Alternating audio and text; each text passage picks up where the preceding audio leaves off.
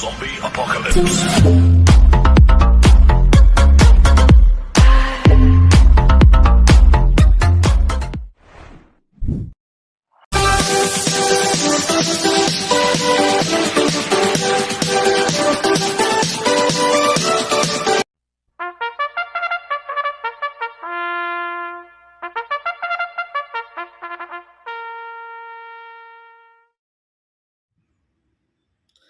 Magandang araw po mga bayang karerista. Ngayon po ay araw ng linggo, August 2, 2026. Karera po ng Philippine Jockey Club Padre Garcia, Batangas. Meron po tayong 8 karera sa araw na ito. Nandito naman po yung lingkod, Drunken Master Wangbu, aka Eloto Budoy, para magbigay ng giya at analysis sa inyo mga bayang karerista. Mga bayang karerista, start po ng karera natin ay 2 p.m. Kaya bago po ako magsimula magbigay ng giya at analysis, huwag pong kalimutan, subscribe, like, and share YouTube channel ko po. At syempre, huwag din pong kalimutan i-click yung notification bell ko para updated po kayo sa mga bagong video ko. Kaya mag-i-start na po ako sa pagbibigay ng giya at analysis. Race 1, first pick 6, covers races 1 to 6. May 6 na kalawak po tayo dito. Ang grupo, 42 to 56 split. Ang distansya, 1,400 meters. First choice ko po dito yung nag-iisang imported, numero 2, Watch Me Now. Nagagabayan po ni JC De La Cruz. Last run po nito, tumakbo sa Metro Turf noong July 26. Pampito kila Worshipful Master. Nagtala po ng 1.26.4 sa 1,400 meters. Pero dito sa PJC, may best time po siya na 1.25 sa 1,400 meters. Dito po magaling yan. Sa PJC, si Watch Me Now. Kaya malaki po panalo sa akin ito, kaya siya po first choice ko. Ang second choice ko po, numero 5, Maybell. Nagagabayan po ni JB Hernandez. Last run po nito noong July 18, pang-6 kila Mishani Storm. Nagtala ng 1.26.4 sa 1,400 meters. Pero dito sa PJC, meron pong 1.24.8 sa 1.4 po yan, si Maybell. At Cambio United, binigay na po kay Pabs Caballero, kay JB Hernandez. Last time, Pabs Caballero po sumakay dito. Kaya malaki rin po panalo sa akin ito, kaya siya po second choice ko. Kaya ang first choice ko po, numero 2, Watch Me Now. Second choice, numero 5, Maybell. Sa race 2 po tayo, winner regular event, races 2 to 8. May 11 kalawak po tayo dito, but 9 betting in option. Ang grupo 57 to 70, ang distansya 1,650 meters. So solohin ko na po ito, numero 11, Ready to Race It All. Nagagabayan po ni John Alvin Guse. Last run po na ito, tumakbo sa Metro Turf noong June 28. Pang-5 kala Sherbet Fountain, nagtala ng 1.38 medya sa milya. Cambio United, binigay na po kay John Alvin Guse. Last run, Jomer Sorge po sumakay dito. Kaya sosolohin ko na po yan, numero 11, Ready to Race It All. Sa race 3 po tayo, second pick 6, covers races 3 to 8. May 7 kalawak po tayo dito. Ang grupo, 17 to 41 split. Ang distansya, 1,400 meters. First choice ko po dito, numero 3, Advocacy. Nagagabayan po ni GL Shego Jr. Last run po na ito, July 17, pang 5 kala top of the mark.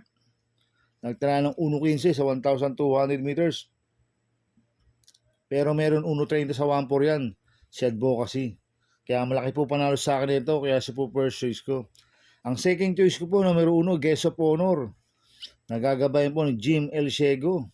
Ito, last run po na ito, July 17, pampito ko na top of the mark. Nagtala ng 1.15.6 sa 1,200 meters.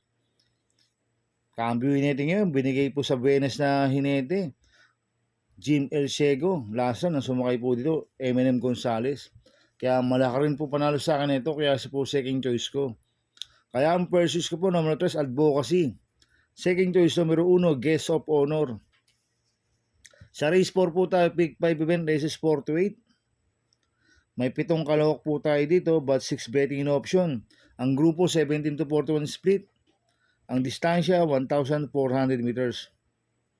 So, solohin ko na po ito, numero 2, Queen Bell. Nagagabay po si CB Garganta. Mababa po sa laban to. Si Queen Bell, nag-barrel trial ng July 18 to. Talsero ko na top customer. Nagtala ng 1.14.4 sa 1,200 meters.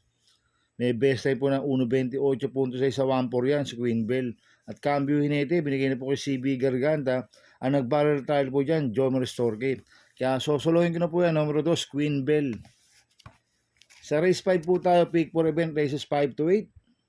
May 7 kalahok po tayo dito. Ang grupo 17 to 41 split. Ang distansya, 1,400 meters. First choice ko po dito, numero 2, Achioli. Nagagabayan po ng RCC Masyo. Last run po nito, tumpo sa Metro Turf yung July 25. Pang-anim po, kila Blackjack. Nagtala ng 1.28.2 sa 1,400 meters sa Metro Turf at bagong baba po ng rating base system yan, si Achioli. Kaya malaki po panalo sa akin ito, kaya siya po first choice ko. Ang second choice ko po, numero 4, Cristiano. Nagagabay po ng JL Lazaro. Last run po nito, noong July 18, panghapat kila Bahandi, nagtala ng 1.27.4 sa 1.4. Dito po magaling yan si Cristiano. Kaya may panalo po sa akin to, kaya siya po second choice ko. Kaya ang first choice ko po, numero 2, Achioli. Second choice, numero 4, Cristiano. Sa race 6 po tayo. May 7 kalahok po tayo dito. Ang grupo 42 to 56 split. Ang distansya 1,400 meters. First choice ko po dito, numero 7, Amazing. Nagagabayan po John Alvin Guse. Last run po nito, July 17. Pang-apat kila Valentine Party. Nagtala ng 1.11.8 sa 1,200 meters. Pero may best time ng 1.24.8 sa 1.4 yan si Amazing. At cambio inete, binigay na po kay John Alvin Guse. Lasan, John Paul Gusi po sumukay dito at maganda ang post position nasa labas. Kaya malaki po panalo sa akin ito, kaya siya po first choice ko. Ang second choice ko po, numero 2, Party for Us. Nagagabay po Jomer Storke.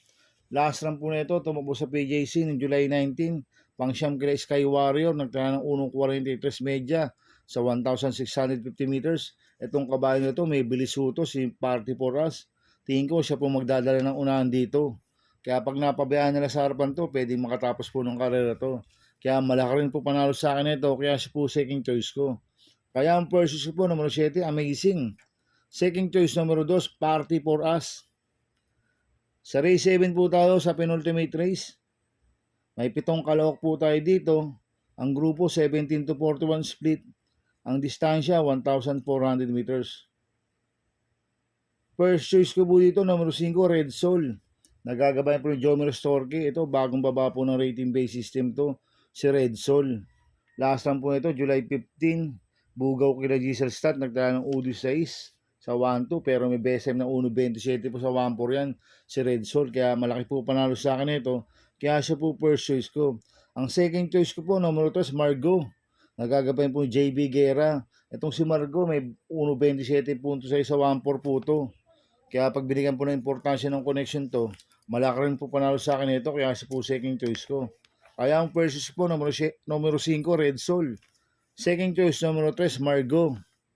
Sa race 8 po tayo, sa last race. May siyam na kalahok po tayo dito. But 8 betting in option.